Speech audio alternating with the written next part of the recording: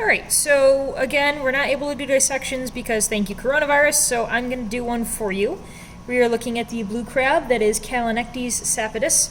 I do believe I have stills of the dissection drawing if you have any questions on how to do this.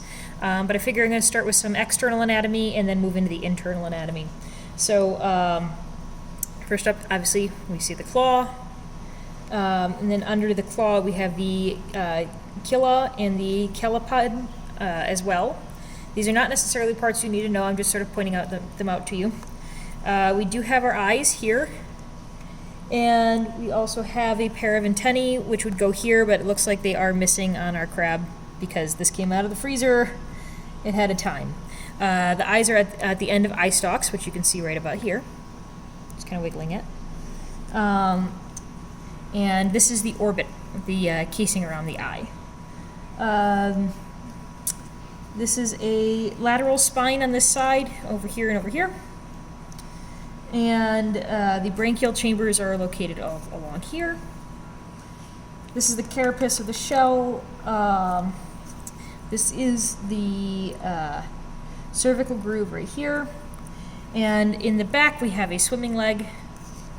Should mention too that these guys are in the Decapoda and the infraorder Brachyura, so these are true crabs. And then we have our other legs here as well. Like I said, this crab's been in the freezer, so he's a little beat up.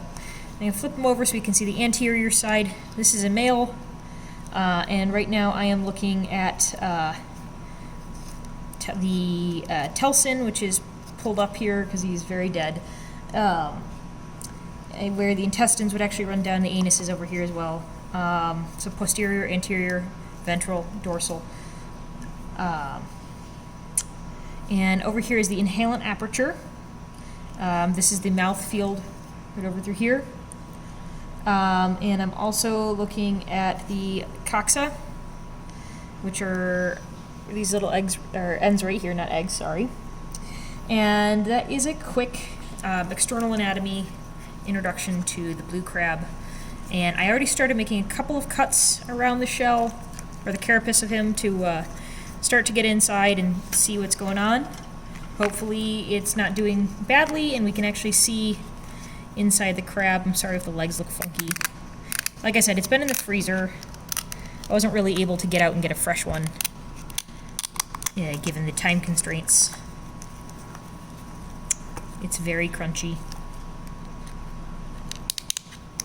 Yeah, I'm actively trying not to potentially spray crab juice on Tony, because Tony's filming. Thank you, Tony. Okay. I've come up around the carapace, and I should be able to just sort of pry it off now. Alright, so here's that telson.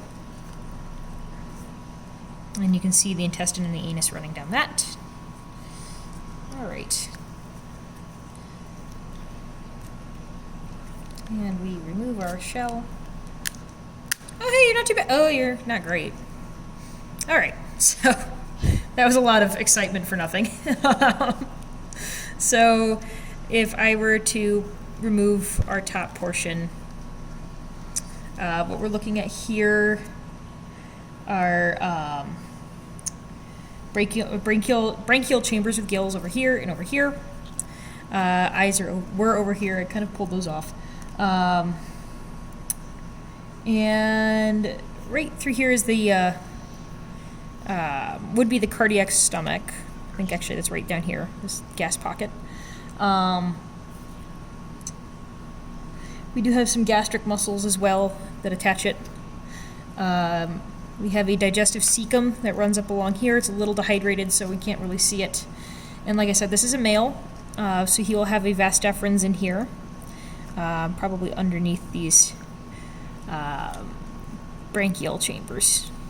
Oh, I punctured something. It is very wet on my hand. Yeah, it's a little dried out, so we're not going to be able to see it very well, unfortunately.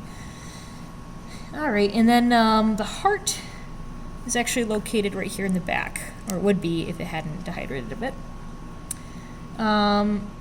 We have a pair of ostia in here, which we know are holes, and we also can see where there would have been attachment for an adductor muscle and tendon.